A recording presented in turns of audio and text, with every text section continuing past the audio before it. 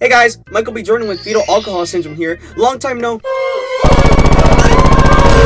Yeah, sorry for the long wait. I was actually arrested after piling too many jaywalking charges, but they sent me back home after they realized I wasn't gonna stop talking about the Beatles anytime soon. And on the long drive home, I started thinking about the other bands I happen to like other than the Beatles, and a band that I loved since the age of 3 came up. That band being British pop rock band Coldplay. Being every Protestant grandmother's favorite band, and also being one of my favorite bands. And yes, I actually like Coldplay, yes, I'm autistic, and yes, I'm white. And before we get started with this video,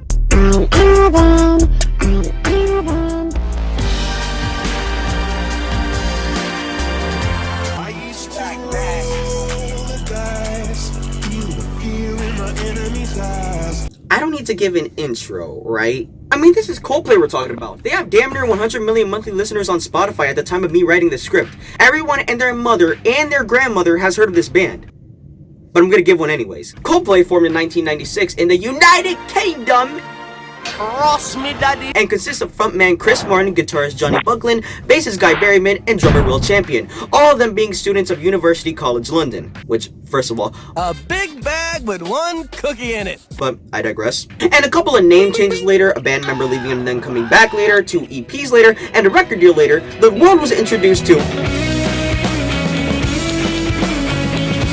Now this album did good numbers. It sold about 70,000 copies on release and debuted at number 1 on the UK albums chart. But it would be a cardinal sin to talk about this album's success and not talk about what made it so successful, which is Parachute's second single, It was all yellow.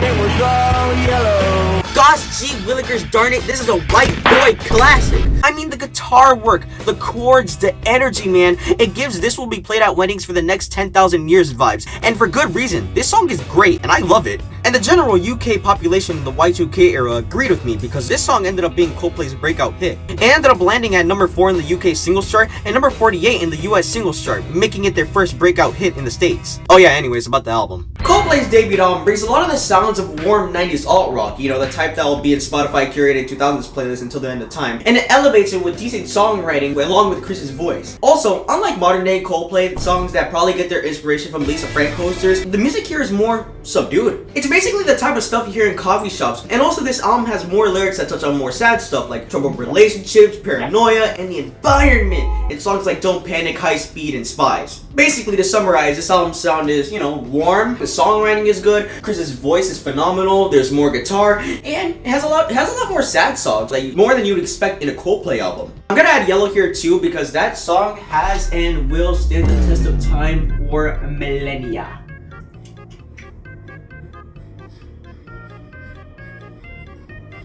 Yeah, that looks about right. But you're probably wondering, what's so special about this album in particular? You know, apart from being from Coldplay, what made this popular amongst a sea of soft 90s alt-rock?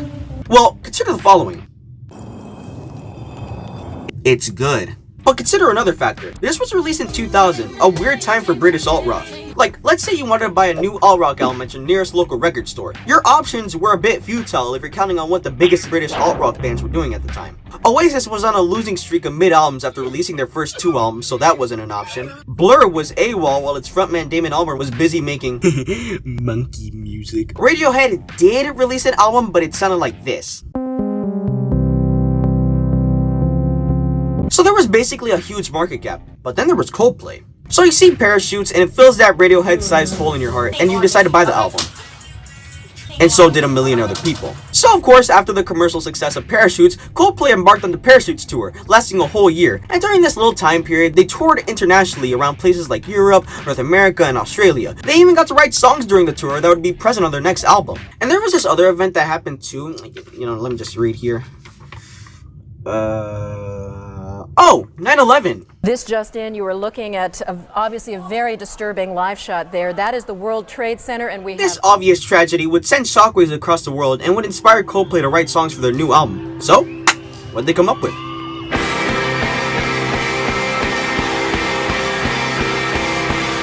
Coldplay's sophomore album, A Rush of Blood to the Head, was released 2 years after Parachutes on August 26, 2002, selling more than Parachutes, debuting at number 1 on the UK albums chart, selling 274,000 copies in the UK, and 141,000 copies in the US, mostly off of the success of a single that we'll talk about later. Or, in layman's terms, it blew the fuck up. So, This album takes a clear sonic shift compared to Parachutes, adding a lot more piano compared to the last album, and including songs about more serious topics like paranoia and songs like politics, lament of failed relationships and whatnot, with its emotion most likely inspired by the elephant in the room that happened a year prior. This album also incorporates newer instruments like the violin, adding to the bleaker aesthetic. A Rush of Blood also brings an arena-like sound to songs like the album closer Amsterdam. But hold on, this album still carries some recessive genes from Parachutes with its softer songs like Green Eyes and Warning Sign. Basically, this album shows how far Coldplay is willing to go with their lyrical themes and general tone. And TLDR, this is Parachutes, but darker, and in black and white. Oh, I almost forgot.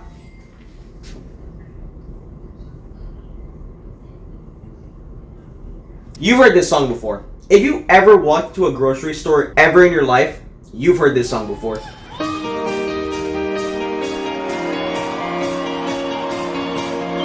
Clocks is just one of those songs that is a staple of songs that excite the white folk.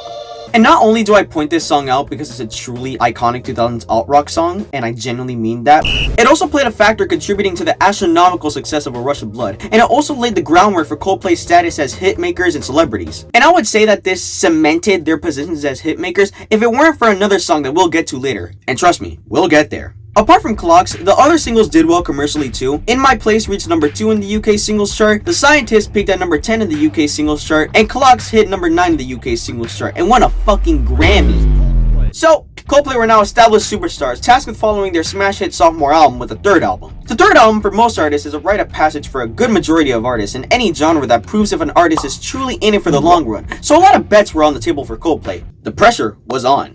So after the subsequent A Rush of Blood to the Head tour concluded in 2003, the band got to work on a new album, and to say that the recordings for this album was rough is an understatement. Woke up to niggas talking like we talk. Woke up to niggas. Whole albums worth of music were scrapped constantly. Their manager Phil Harvey left for a bit. The album was re-recorded and redone constantly. The expectations were through the fucking roof. 87% of the 60 songs written for the album was scrapped. The album was delayed constantly, turning a late 2004 release to a mid 2005 release, and the delays caused the fucking stocks at EMI to drop.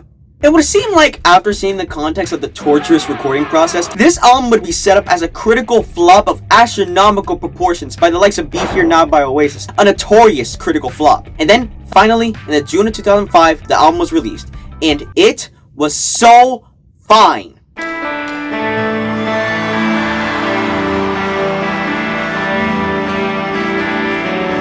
This is the most 2000s Coldplay album to ever 2000s Coldplay. It's a mix of their first and second album with piano and guitar ballads adopted from Parachutes, and the arena-like sound and sadder lyrics from A Rush of Blood, with some new extra organ, piano, and synths giving it a spacey sound. And I don't know if it's just me, but these songs just feel like they're meant to be played live, you know? And this album also holds the title of being their first double album, the first part being the X section and the latter being the Y section. But since this is still a Coldplay album, of course there's one big giant single, and for this album, at the time, the big single was Speed of Sound, which I'm not gonna give its own section because, yeah, it's catchy, but it didn't do anything else except for adding another big hit under their belt. And also, it's just Clocks. It really is just Clocks with a different key and tempo. And yes, I also know that there was another gigantic single from this album, Fix You, but Speed of Sound did better on the charts, so I decided to focus on that instead. If you're to check out anything on this album, I recommend Speed of Sound, The Hardest Part, Talk, and some deep cuts like the title track and the guitar ballad, A Message. After the album was released, it was given general positive reception, but had more mixed reviews than any other album they released at the time, some citing its length and lack of sonic variety. And believe it or not, the band agreed, with Chris Martin even saying that he wanted to redo it and make the album shorter. Quote, "That album has some good melodies and some good songs, but we failed basically on that whole album to get any of them produced right or edited right. It's too long. There's too many songs. I'm singing about the same thing too much." A big stupid ragged ass. 当我生气时，我的朋友会在学校阻止。 And the band generally felt dissatisfied with the final product, which is, a damn shame. So, did the album subdued critical success match with its commercial success? Fuck no. It sold 464,000 units first week in the UK and 737,000 units in the US, marking the highest first week sales for a new release in Capitol Records, their record label in the US, history. It became the best-selling album in 2005. It became the longest stay at number 1 for a British band since, I don't know, the fucking Beatles. And the single Speed of Sound became the 1 billionth song to be downloaded on iTunes. So yeah, Coldplay were fine commercially. But still, the band was creatively disappointed on how the album turned out and exhausted. So after the subsequent Twisted Logic tour had ended, they decided to take a break from recording and go on a trip through Latin America.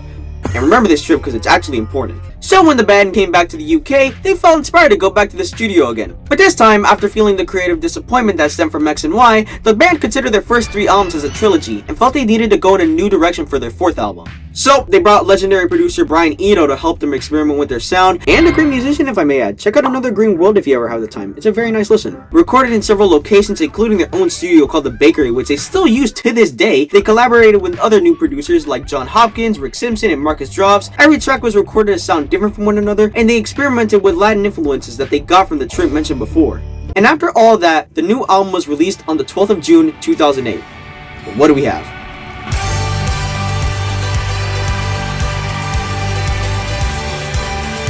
Get the fuck out, Kid A. This is the greatest left turn in alt rock history. No, but seriously, this is the sonic shift in Coldplay's discography. It brings in a ton of new instruments, or brings instruments they used in a newer light, like the organ piano, the orchestral strings, the use of a drum machine in the halfway title track of Viva la Vida, sampling John Hopkins and using the goddamn Santoor in the intro track. Gun to the back of your head, name 5 times you ever heard of a Santoor in your life. Guaranteed you never heard of a Santoor until now, but these funky white boys used it, and it sounds good. And the experimentation with ambient and Latin influences from the Latin America trip from before adds variety to the songs. And this time, they actually talk about different topics like war, love, death, longing, power, and even, and this may be foreign if you're watching something like me, sex. This album was also the first to have hidden songs such as Reign of Love and Lovers in Japan, Chinese Sleep Chant and Yes, and The Escapist and Death and All His Friends. And on the tonal side, the style here is completely different from the last, adopting a more vintage style? Is that the word? I mean, they were just in like this at the time. And you know that one song I promised I was going to talk about? Well,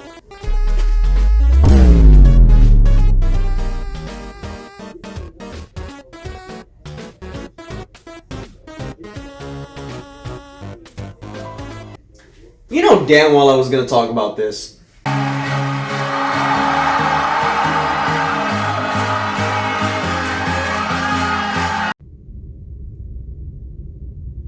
10 on this record. Yeah, the song is great. It did numbers too. Big numbers, actually. As a matter of fact, it hit number 1 in both the UK and the US for the first time, actually. It peaked high in the charts globally. It won a Grammy for Song of the Year in 2009. It has damn near 3 billion streams on Spotify. I do not need to give an explanation on why this song is so great because you've heard it. And so is your mother. And so is your grandmother. And so is your dog. The album did great too, critically and commercially, with almost every critic naming it Coldplay's magnum opus, and it being the best-selling album of 2008, selling 500,000 copies in its first 10 days in the UK, and selling 721,000 copies first week in the US, and it hit the charts like crack in the 80s, debuting at number 1 in 36 countries. For the most important part, I, the modern-day Nostradamus whose opinion is always 100% correct all the time, every time anyone who disagrees with me will be vaporized, love this album, and I'm gonna talk about it. The intro track, Life in Technicolor, along with its use of the Santoor, makes me feel like this. Cemeteries of London, I mean, whoever wrote that guitar solo in the middle can name my firstborn children. Lost will have me speeding down a residential neighborhood doing 90 in the 15 zone. There's also a version of the song with a Jay-Z feature. 42's beat switch, or multiple beat switches, no matter how much I listen to them, will always have me like, oh, wait, yeah, wait,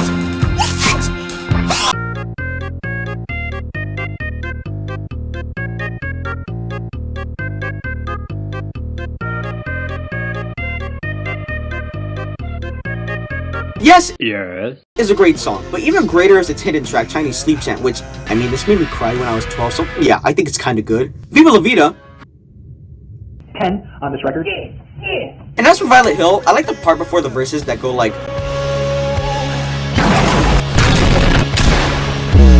Strawberry Swing makes me feel like this. And the final song, Death and All His Friends, is a phenomenal closer. And its hidden track, The Escapist, brings back the ambient loop in the intro, but this time with some added lyrics. So basically, yeah, so this album is great. After talking about the album for this long, I feel I gotta warn you, because in the eyes of most, this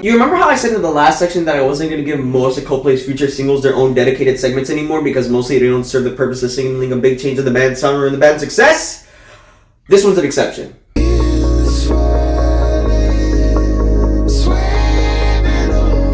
The technically first single off of Ghost Stories was the world's first introduction to the... Okay, I can't in good consciousness call this another left turn because that would be a severe understatement considering the fact that they already had about 2 or 3 major left turns in their discography already. So basically, they didn't take a left turn, they didn't take a right either, they went fucking backwards. This is a minimalist type song with no drums and some electronic elements at the core of the song with the instrumental and Chris's vocals sounding quite a bit like Bon Iver.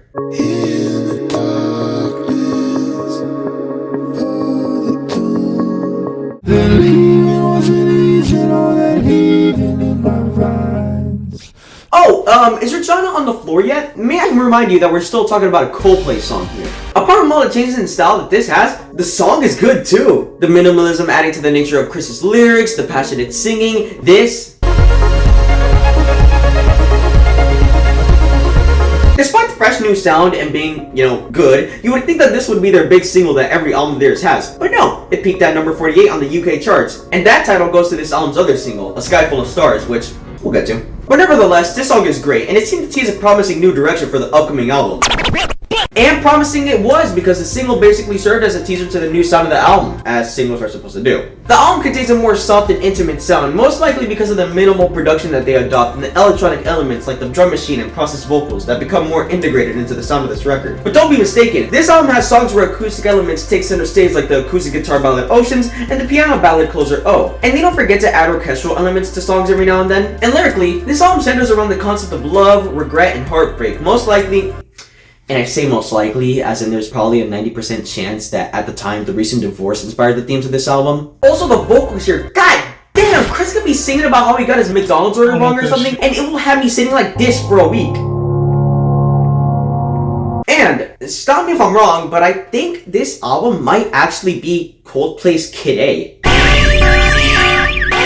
And if not, and this may be a hot take, but the change in sound that this album brings might just be greater than the change in sound that Radiohead brought with Kid A. But imagine if you're Coldplay, right? You go from dropping an anthemic pop album that's sonically equivalent to getting your face blown off with colors to a minimalistic Fulltronica album in the same ballpark as Bon Iver. Not regarding quality, but more so the genre. That has lyrics inspired by a divorce. Hey, but this album at least has the benefit of us hearing Chris actively dodging a bullet. Like, what the hell's a goop? Also, I want to bring up this album's obligatory big single, A Sky Full of Stars, which in the words of Mike the Snare, who also reviewed this album,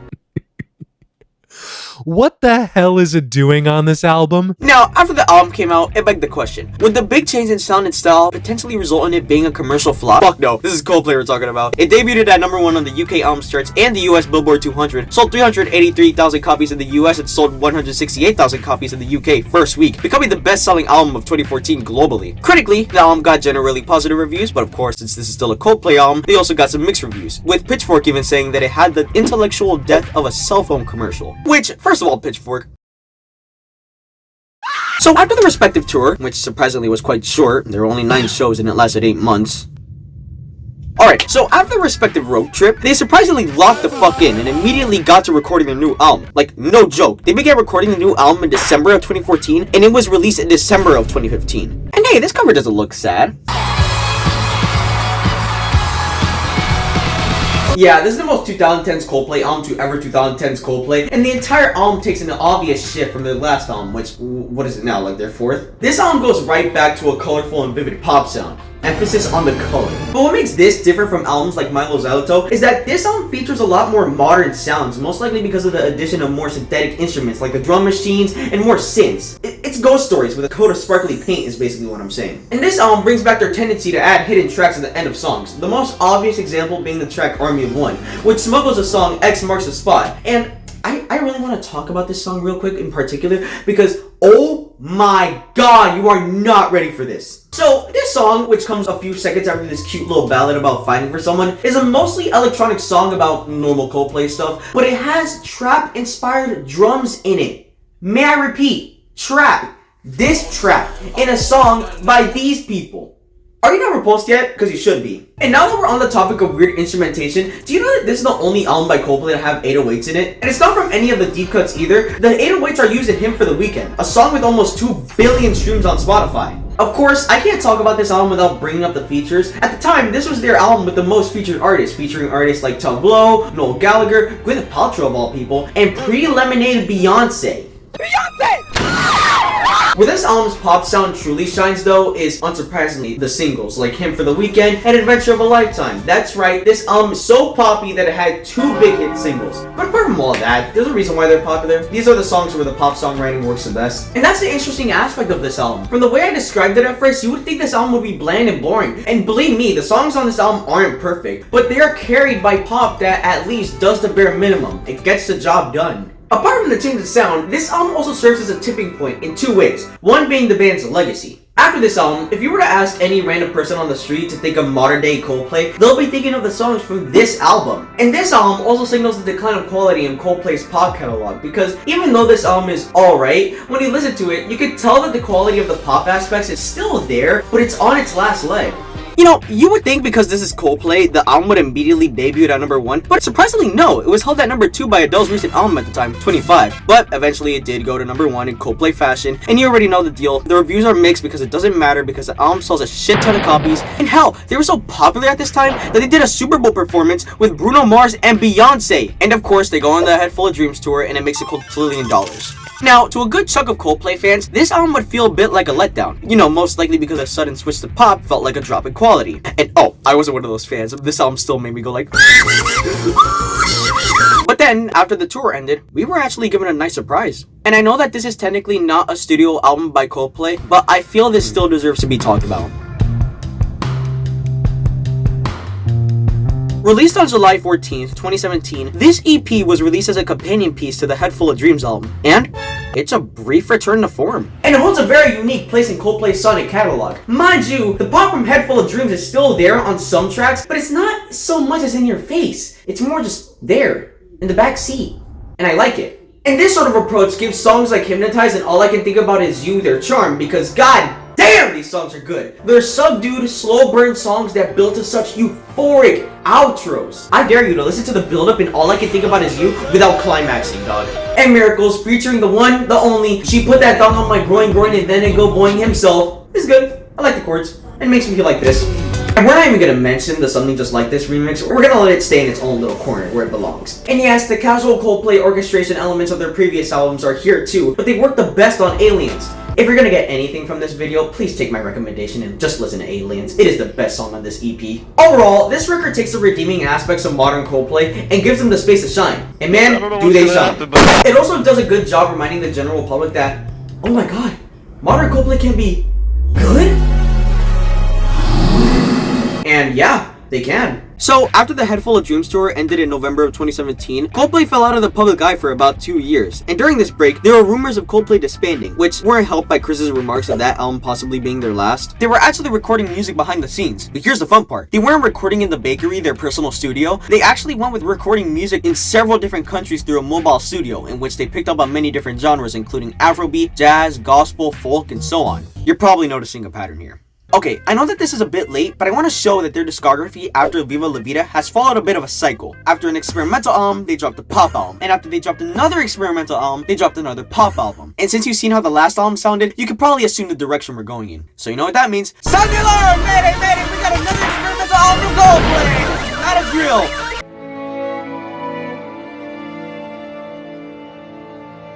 You know, it's maybe a surprise to you, but this album is another left turn. And I'm not saying that this is their Kid A, that title still goes to Ghost Stories, but I'm just saying that this album is different.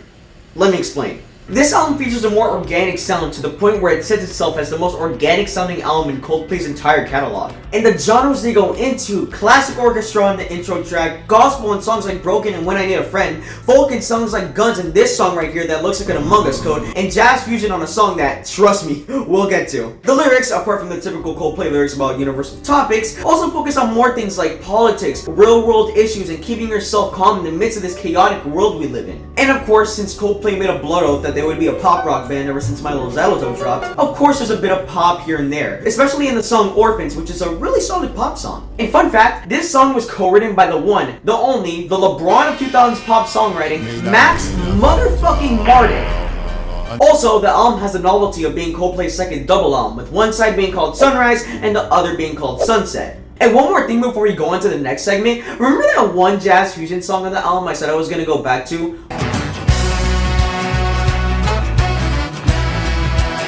Well, that song is called Arabesque, and not only is it another good song of theirs, it is phenomenal. Those trumpets serving as the chorus, collaborator Stromae's verse sung entirely in French, the sax solo. Yes, there is a goddamn sax solo in a Coldplay song, and that outro, just listen to it. In general, this is the most mature album in Coldplay's catalog, and it's basically modern day Coldplay, but with every positive aspect of their music amplified by a scale of 10. So, after dropping an album like this, it again begs the question if the change in sound led to an increase or decrease of sales. And for the first time, and I'm not saying the change in sound directly led to this, but for the first time in their career, this album did not sell 1 trillion copies in its first week. Probably because of a lack of promotion, deciding not to release a big single, and yes, this is the first album of theirs not to have an obligatory big single, or deciding not to tour. It sold 81,000 units in the UK and 48,000 copies in the US first week. Which may not sound as bad on its own, but let's refer to how this looks on a chart compared with how much their other albums made. Oh my god. This is the lowest selling album that they've ever made.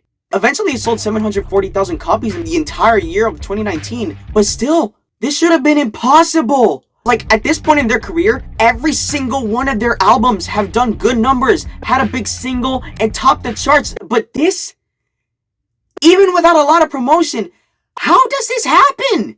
It still debuted at number 1, but I think, and this is just a theory, but I think the album failed because no one really knew or cared. No one cared about a Coldplay album. This proved to the general public that a band like Coldplay could have a flop. And that's crazy, right? The band who have had a consistent run of hit albums since the 2000s could drop albums and not sell a lot of copies. But apart from that, it got the reviews you'd probably expect from an experimental Coldplay album, generally positive reviews with a little bit of mixed reviews sprinkled on top. And another thing from that album, there was no tour. They only did 2 live shows, one in Jordan where they live streamed the whole thing with no live audience and split the show in 2, playing at sunrise and sunset, and a one-off charity concert at London's National History Museum. But for the most part, the band decided not to tour until they found a more environmentally friendly way of doing shows. And even if they did want to tour, they really couldn't, because of that big thing that happened in 2020. So after that, they went on a hiatus from any major live performances, and during this little break, they got back to recording music, bringing in Max Martin as sole executive producer. Mind you, it was done remotely due to, that.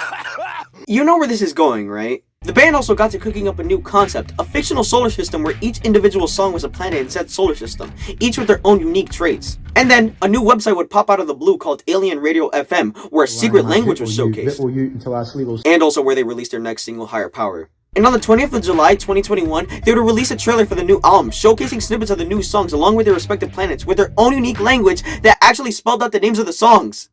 It really did seem that we were in for quite an exciting and interesting album with a really solid concept.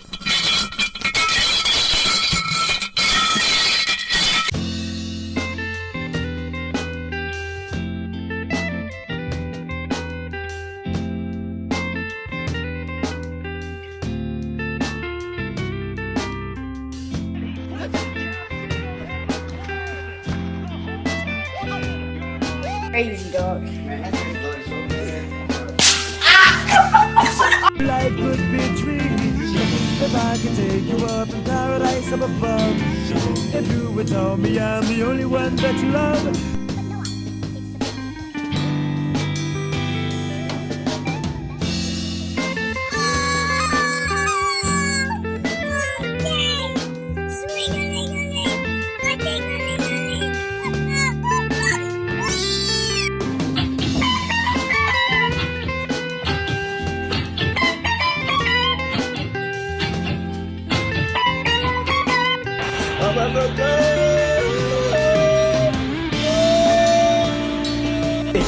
Aí.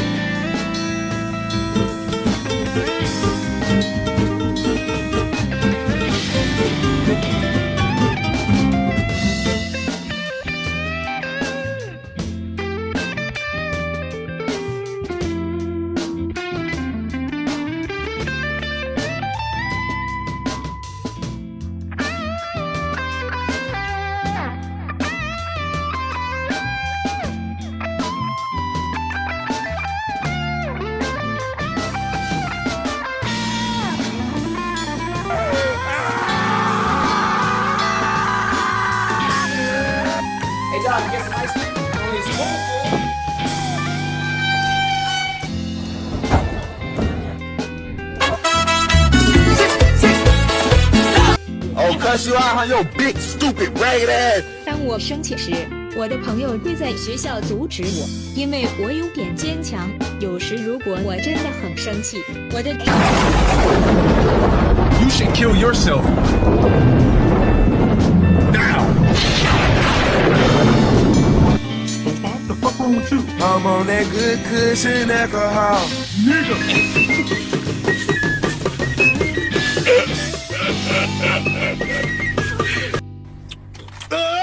The Infinity Station, dubbed the Robot Planet, is a huge glowing infinity sign-shaped planet, and it represents the track Infinity Sign. And it's a nice, spacey little song. And finally, Coloratura. The sphere's only nebula, dubbed the Afterlife, is a large purple and blue nebula with some stars sprinkled in. And the track it represents this time is not bad. It's good, actually. Really good. Like, extremely good.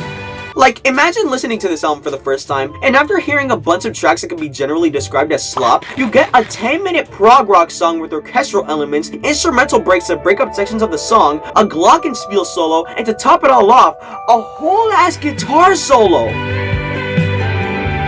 All of this is on one track of the album. You don't hear anything like this on the rest of the songs. It seems like after cutting 11 tracks of bullshit, something clicked and the band decided to finally lock in for one song.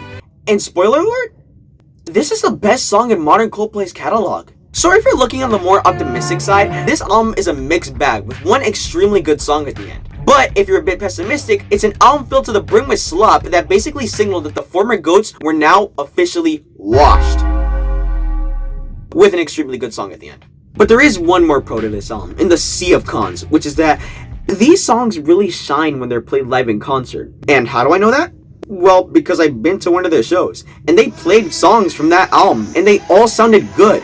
So maybe the reason why these songs sound so lackluster is probably because they weren't played in the right context. Anywhere else though, the album still sucks. The album did well commercially, debuting at number 1 on the UK albums chart, selling 101,000 units in the UK and 57,000 units in the US in its first week. It did well commercially, at least better than Everyday Life. And the album especially did well after its big single My Universe, the one with BTS, popped off. Also, speaking of singles, I made a little theory called the 2020s Decade Coldplay's Desired Single Theory. I know they've only dropped 2 albums in the 2020s, but I feel like this still stands. It's pretty simple, and the theory goes like this. You can always tell what single the band wants to go big by the amount of remixes and versions they add. For example, this album. Let's see, what single from this album do you think they wanted to go big? The pop song, or the pop song with BTS? If you chose the one with BTS, you would be correct. And you can check your answer by going on the band's Spotify page and seeing which one has the highest amount of remixes and versions. Now, I know that this theory might look a bit inaccurate because a song featuring BTS is bound to be huge, but I'm of the belief that the theory still stands, and they only place a good bet on that song going big. But trust me, this theory will look a lot more accurate once we go to the next album. So how'd the album do critically? Terribly. The critics hated it, and the fans generally called it mediocre, as they should. And of course, a tour followed. Where'd they go? Everywhere. And how long did it last? 3.5 years, it's still ongoing. And this time, there was no post-album break. They recorded music as they were touring. And during these short recording sessions, they would collaborate with more artists like John Hopkins, who they last worked with on Ghost Stories, Lil Sims, Max Martin, and more. A lot more. So after the pop mess that was Music of the Spheres, you would expect their next album to be another experimental one. But this next album would be a bit special. It didn't go all in on pop, it didn't go all in on being experimental. So in what direction did this album go? Yes! Now, as I hinted to before, this album surprisingly isn't so much into pop and neither so much into experimentation, but it's more so a comfortable mix of both. Like, for example, how the song Jupiter is a pop song that sneaks in a different arrangement at the end. And also, this album's sound is just so breathable compared to their previous pop records. I can't really elaborate, but trust me, you'll feel it when you actually listen to it. This album also doesn't forget to contain a good bit of piano here and there on songs like the intro track Moon Music and the closer One World. And speaking of Moon Music and closer One World, when these tracks hit the orchestral route, oh my god, can they slap! Like, the fuck do you mean the closer has me like...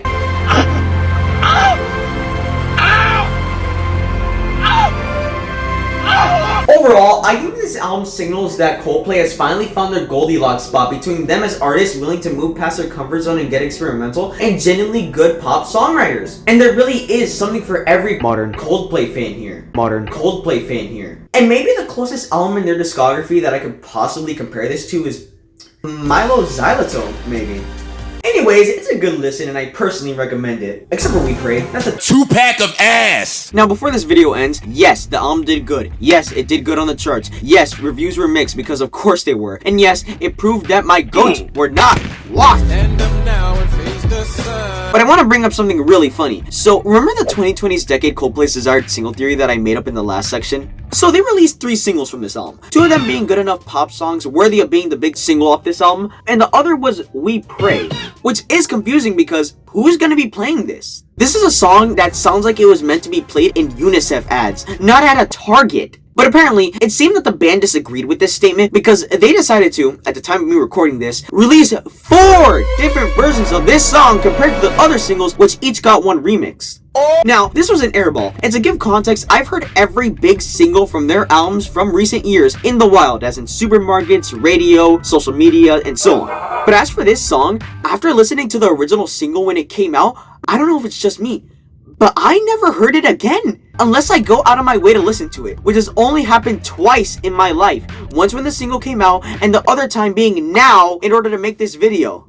So yeah, that was their whole discography, all 10 albums of it. And I want to end this video by actually quoting my last video. Look, come on, guys. They have good stuff in their pre and post sellout era.